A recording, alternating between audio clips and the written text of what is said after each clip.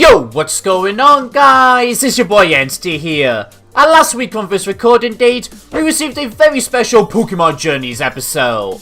I'm back. Nice to meet you, Alola. In which, Ash returned to Alola, reunited with his Alola family and Mons, met his new adorable Alolan baby brother, reunited with his friends, learned of Lily's progress, and finally witnessed a hot passion battle between Kiawe and Go. Which is safe to say, as an Alola stan, I freaked out over all of this. Oh my god, oh my god. Oh, the baby! Smash? Oh! Alola's treating me well. Oh my god, I feel like I'm gonna let out a tear.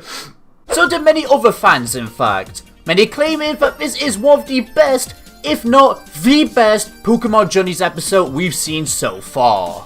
However, the episode just wasn't astounding because of all of these reunions in my opinion, but also because of all of its references and hidden details to the previous series, Sun and Moon. So in today's video, I'll be breaking down this episode scene by scene to explain each piece of trivia. So if you like the sounds of this video, then strap in, as this is gonna be a long one. This episode was packed to the brim with those references. Let's go!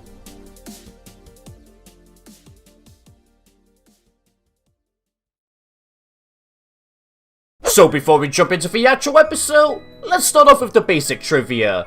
This episode is the 37th episode of the Pokemon Journey series and the 1122nd episode of the Pokemon anime overall. Being written by Ayamatsu, who's been with the anime since Advanced Generation and was actually a writer on Dragon Ball Z as well. Animated by Saki Ebisawa and Wayu Takahashi. Storyboarded by Daki Tomoyasu, who directed the Sun and Moon series. Thank you for making Ash the best he's ever been. And is the current executive director of Pokemon Journeys. Well, finally, the assistant director for this episode is actually Makoto Nakata, who directed and storyboarded a lot of episodes in the Sun and Moon series, such as the fan favourites, Episode 49, Episode 103, Episode 144, and my personal favourite, although this is a controversial one, Episode 133. Ash vs. How is good!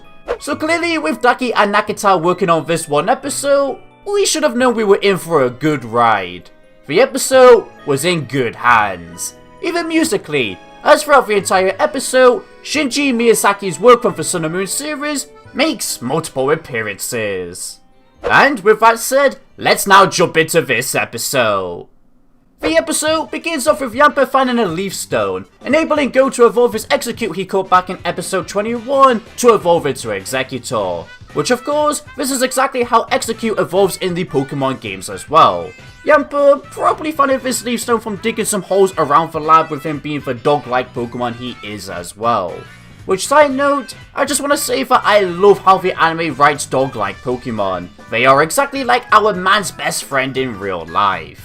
Ash's Lycanroc definitely being the best example so far.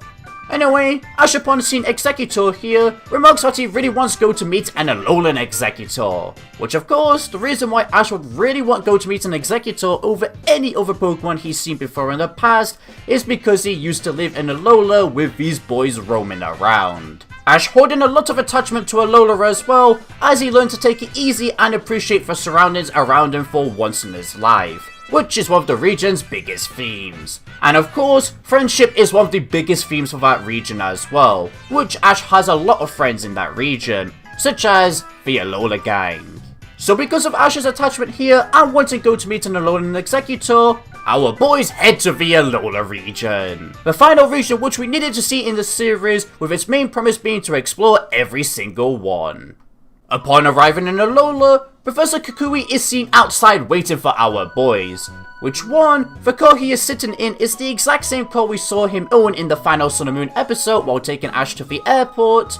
And 2, because Kukui and either of the other characters, as we see later on into this episode, knew about Ash arriving to Alola, we can assume Ash regularly keeps in contact with all of his closest friends here. Which, to be honest, is nothing to be surprised about, as again, he cares so much about Alola and its people. And as we even see in this episode, Lily does the same exact thing. Here's a bonus as well. Lana back in episode 102 revealed that she regularly keeps in contact with Misty. So overall, even though it's brought up rarely, people in this anime do keep in contact with each other, even if they are in different regions. For all we know, Ash could be sending messages to Clement and Bonnie, for example. But he can't really do that with any of the other companions shown on screen, as, you know, they're currently traveling, meaning they are always in a different location. Anyway, regardless of that, once Ash runs up to Kukui, Kukui greets him with a head pat, which as shown in the Sun and Moon series, is done quite often to show he cares about Ash. And most notably after their final battle in the Alola League, show how proud he is of him.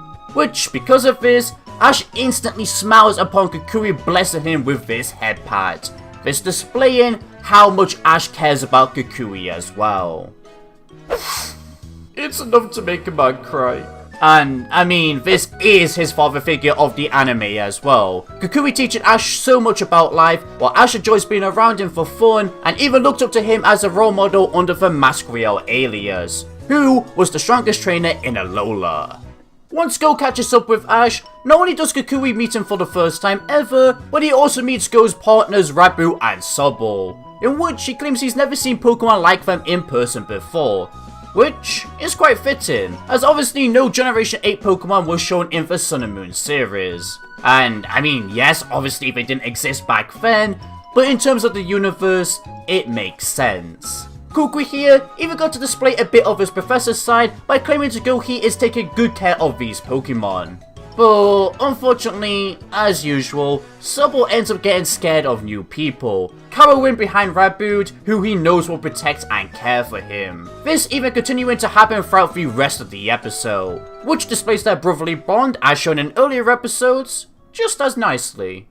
Moving along, our next scene takes us to the Kukui household, where we get reintroduced to Ash's Alola mom Burnett, and newly introduced to her brand new adorable baby, Lei, who had been born sometime since our last appearance of Burnett in episode 146, where we saw her pregnant. This marking the first time that a main character has been born during the course of the anime. Kukui and Burnett continue to still break trends. But yeah, I have quite a bit to say about this baby, so let's jump into all of that. First of all, let's get the question everybody has out of the way. Did time pass? And if so, does that mean Ash is older than 10 years old? Yes, time did pass, clearly because the baby is born. However, Ash is still 10 years old whether you like it or not. And that is because the Pokemon anime uses the concept of a floating timeline, as I learnt on Twitter, which is a device used in all sorts of media, most notably other anime and cartoons such as Yokai Watch and The Simpsons, to explain why characters age little or not at all over a period of time, despite holidays passing, technology evolving, and notable events. In this case, for notable events, Burnett having had her baby. If that's not enough evidence for you though, multiple interviews in the past years from the directors themselves still confirm Ash is 10 years old as well. So let's all try and remember this from now on. Jokes are fine though, it's funny seeing some of the memes. But with that out of the way, let's now continue. So, much like every other name in the world, especially in Japan, they have meanings. And Lei's name here means a gift, which he is indeed a gift to us Anipoke fans. His name is also a reference to the real-life Lei flower arrangement, which is used as a gift to people arriving in Hawaii, which of course, Alola is based off Hawaii. So props to the writers for giving this baby such a good name. Hopefully, the dub doesn't ruin it and call this baby something like, I don't know, Steve. Ugh. Upon Ash meeting Lei for the first time, Burnett remarks to Lei that Ash is his big brother, again showing how Kukui, Burnett and Ash view each other as a family. This is not us Alola stans exaggerating this point. Scenes like this are crystal clear evidence. Lei himself even showed fondness in Ash, which usually when a baby meets somebody for the first time ever, they don't like to interact with them. But here, Lei is all up in Ash's face showing how much he likes him, which probably is because of the upbringing of Burnett and Kukui. Ash here was even using a soft voice to greet himself to Lei, Ash knowing that babies aren't fond of loud noises. No. In fact, come on, this scene was just the entire definition of adorable. You'll see a picture of this in the 2021 dictionary. Oh, how could I forget? Back in the XY series, Ash remarked to Clement on Barney that having a sibling would be fun. And what do you know? He now does. And look how happy he is. Finally, to wrap up this scene on Lei, I want to go over his genetics and heritage. So firstly, for the genetics, if you pay close attention to his design here, you can see that he actually has Burnett's eye colour and Kukui's hair colour, which actually lines up perfectly with those genetic charts you would learn in science. So major props to the character designer who made this baby. Huh. My old teachers were correct. I would be using science at some point in my life after school after all. Huh. Anyway, as for his heritage, I just want to say that this boy is gonna be a real popular kid at school, as he has Kukui, one of the most strongest trainers in Alola and the original professor, as a father, Burnett, who is also a professor, but instead instrumental in the research of Ultra Beasts and Ultra Wormholes, for a mother, making her very knowledgeable, and finally, he even has Ash as an Alolan brother, who of course is the champion of Alola and holds many other titles to his name. What an incredible family to have. Our boy is even already rocking the Pikachu pajamas himself, that being a reference to Ash. Oh my god, that baby took up a lot of time. But now, let's get inside the house now, shall we? So, once our boy arrives home, he is greeted by his Alola Mines, the best team, in which he replies to them in the order he caught them in: Rowlet, Lycanroc, Incineroar, and Melmetal. Very lovely subtle detail. After this real blast burn of a welcome, as Kukui says himself, this of course still showing his Pokemon move related dialogue, Ash introduces his Pokemon to Go, which they immediately latch on to Go as well, with Ash eventually joining in, showing how similar he and his Pokemon are in terms of personality. Speaking of personality, Lycanroc was trying to bite poor Sobble's head off, which probably is because he viewed Sobble as a ball, showing once again how excellently written dog-like Pokemon are within this anime. And hey, enjoy this pre-production art from the official Anipoke Twitter, showing how it looked before it got animated and coloured in. After this Heartwarming reunion, Ash and Go decide to go look for Alolan Pokemon for Go to catch, while Burnett and Kukui stay home looking after their baby, informing them that the Alola gang will be waiting for them at the Pokemon school later to reunite with Ash as well. But before we even get to see any of this, Go actually stops to appreciate the beauty of Alola, Ash remarking that Alola is indeed beautiful. This once again showing his development from taking it easy in the Sun and Moon series. My friend Sue even posted a clip on Twitter showing how back in the original series, Ash was actually so persistent to battle Prima, while all Prima wants to do was appreciate the beauty of the Orange Islands. Our boy has indeed come such a long way.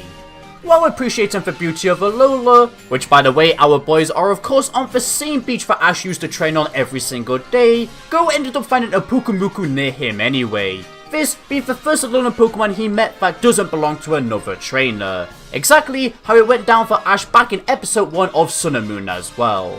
However, of course, unlike Ash, he actually ends up capturing this Pokemon. Not only marking Go catching at least one species of Pokemon from each of the 8 regions to date, but also be the only main character, including Ash believe it or not, to have done so as well. Not counting regional forms.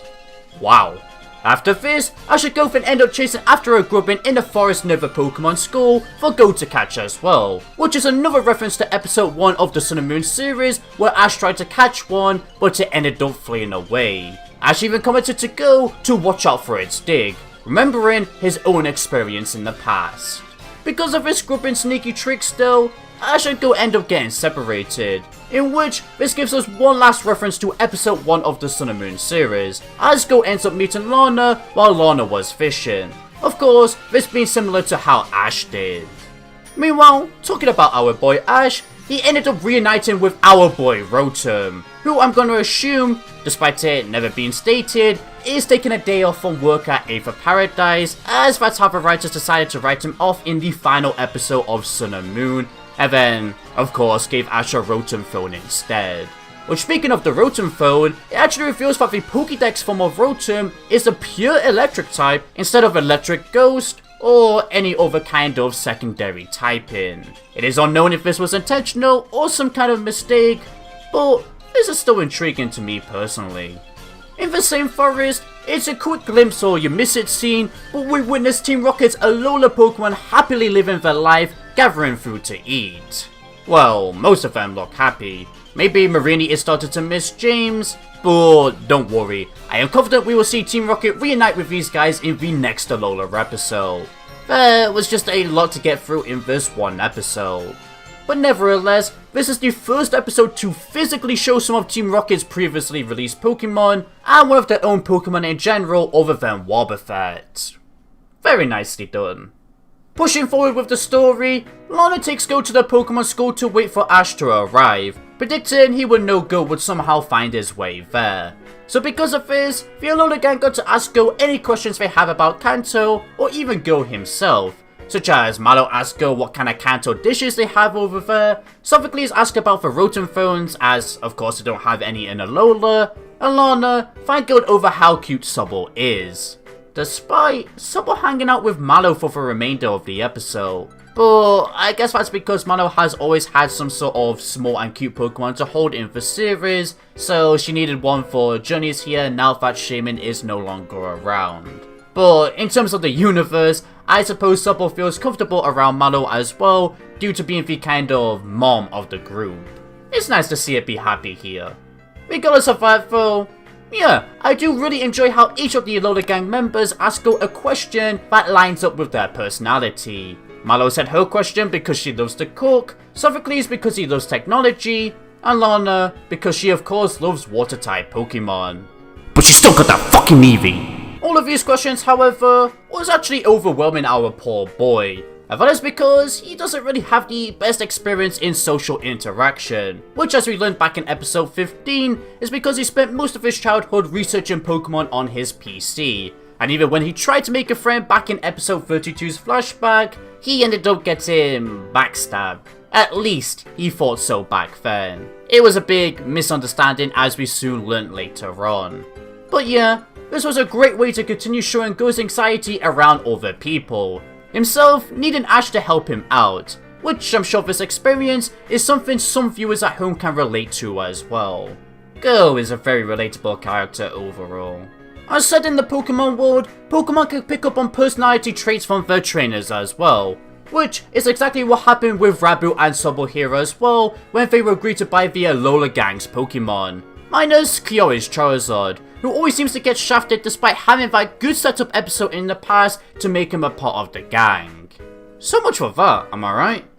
Speaking of Kioi though, he eventually arrives at the Pokemon School, and then starts pressuring Go more than any other Alola gang member with questions. But this time, in relation to how good of a rival he is for Ash, despite Go not viewing himself as a rival. This leading to Go feeling more uncomfortable, not being able to speak up, which just displays his anxiety even better. During this scene though, Kioi looks at a photo on one of the classroom walls of himself and Ash when mentioning how good of a rival he is for Ash. Which this photo is actually the photo Rotom took of the entire gang in the final Sun and Moon episode. And to this day, it's still my Twitter banner because of how beautiful it is. But yeah, regardless of that, because of how passionate Kioi is when it comes to being a good rival and battler, he just wants to ensure that Ash's new friend here is good enough for their task, displaying some care for Ash in his own unique way, and maybe even some slight hints of jealousy because of how hard he was going on to Go. Before Kioi could intimidate Go more than he already was, Ash finally arrives to reunite with the gang. The gang then commencing a food party for Ash to fully catch up on what each of them have been doing while he's been travelling. The Pokemon, of course, eaten as well, which if you pause to pay close attention to the shot, as it goes by pretty quickly, we can see that 1. Ash finally brought Dragonite and Gengar with him somewhere, after Ash had only brought Pikachu and Riolu with him in previous episodes. About time. 2. The Pukamuku Go caught earlier can actually be seen eating with the group. And finally, 3. Melmetal is eating a big ass pipe, which of course is because it only eats metal as the Sun and Moon series established. However, ever since it evolved, it needed bigger metal, hence why it's eating a pipe here. Hell, in episode 145 of Sun and Moon, we even saw Melmetal eat a fucking steel beam. I don't know how Kukui and the gang members are getting these, but it's both hilarious to think about and watch. Going back to the other side of the room though, Sophocles reveals that he's actually planning to visit Moss Deep City once again to attend a workshop researching the connection between Pokemon and space for his astronaut goal. Which, although I know many people don't really care about Sophocles' character, I at least appreciate this detail. It's a return episode, we deserve updates on each character. We even got to see Mano continue to talk about the kind of berries she uses for her food and drink. The food she actually made here as well, being the exact same flower-shaped food she made at time to time in the Sun and Moon series. Most notably, episode 2 for Ash's first meal with the classmates, much like how it's Go's first meal here. We cannot have a reunion without mentioning Lily though. So once our girl Lana received a letter from Lily, she decided to surprise the gang with it while shouting, "Alola, surprise!" which is a phrase that classmates have shouted quite often in the Sun and Moon series. Most notably, the second episode when Ash arrived to the school for the first time, unraveling Burnett's wedding dress in episode 55, and probably the most iconic being when they surprised Ash with one last goodbye before he properly left Alola in the final Sun and Moon episode. God, I love that phrase. Two great things about this letter scene as well, of course minus the fact that we, get an update on Lily, is the fact that firstly, Lily did indeed keep a promise from the final Sun and Moon episode to write to the gang. And secondly, because Lily signs this to Ash as well, it reveals that Lana waited until Ash returns to Alola so they can all read this together as a group, as they should with the Alola themes. Lana and Lily both having the same idea here. And bruh, Ash clearly was happy to be included as well, as just the way he flinched and tightly gripped Pikachu when Lily mentioned his name, it was beautiful. And once again, like I said in my review, they have such an underrated relationship in this anime. But anyway, yeah, within this later flashback scene, Lily reveals that she feels like she's getting closer to Mon by each passing day. Her and her Pokemon, her brother and his Pokemon, and her mother, even though we don't see her mother here, but you can see her cap in the background, currently on a train near a mountain. Which, because of all of this, many people speculate that she could be in the Sinnoh or even Galar region. But I guess time shall soon tell, as thanks to this scene, I think it's pretty obvious that we will indeed be seeing the Mon arc in the anime. And ooh! I cannot wait to watch that. You guys know how much I love my Aether family.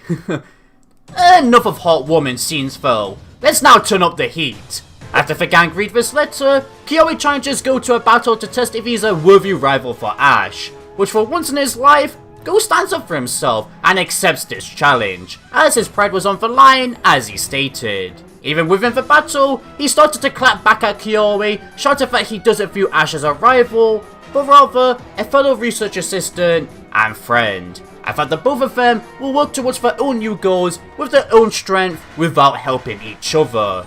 Which Kiyomi ends up admiring, revealing that he was just testing Go's courage all along. As if this was an Alolan Trial, which are made to test such things. Which is very fitting, as of course Kiyomi wants to become a kahuna. Before the revelation that this battle was a test, we even got a hint beforehand, as Kiyomi nodded his head to Marowak to alert him to move Go and Rabu out of the way once he uses a Z move against him, which is a nice tiny detail. Speaking of the Z move as well, it was the same exact animation we saw from the Sun and Moon series, much like how Journeys reused Karina's Mega Evolution animation. But because of how fast each scene goes by, it's quite hard to catch unless you stop to pause. So, I feel like it's alright for them to reuse these animations. Anyhow, regardless of that, once Go learns that this was all just a trial set up by Kiyomi, he ends up warming up to Kiyomi, admiring what he did as well. this resulting in Gil finally breaking out from his social anxiety, which we all love to see. The episode then ended off with a scene cutting to Gil capturing an Alolan Exeggutor, this marking the first time ever Gil has caught a regional form. If you pay close attention to the background though, you can tell the location Gil and the Alola gang are in is actually Treasure Island. The island where Ash discovered how much he loves Alola, and even where he took Misty with the gang to spend some quality time when she visited the Alola region. The bathing suits each of the characters have in this scene as well should have been a dead giveaway, as they always wear them when on Treasure Island. This giving us our final reference for this episode.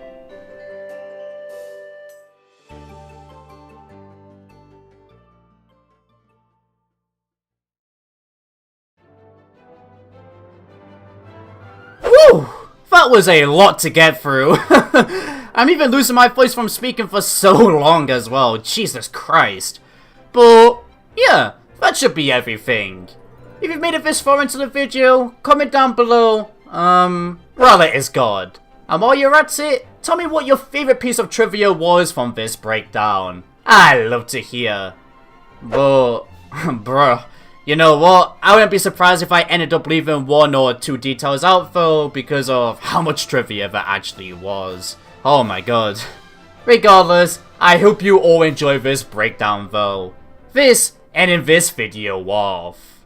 If you did enjoy, then as always, please be sure to consider leaving a like, a share, and if you're new here, a subscribe along with that bell icon to stay in loop with all things Pokemon anime related. Thank you for watching everyone, this is Entity Maze, signing out.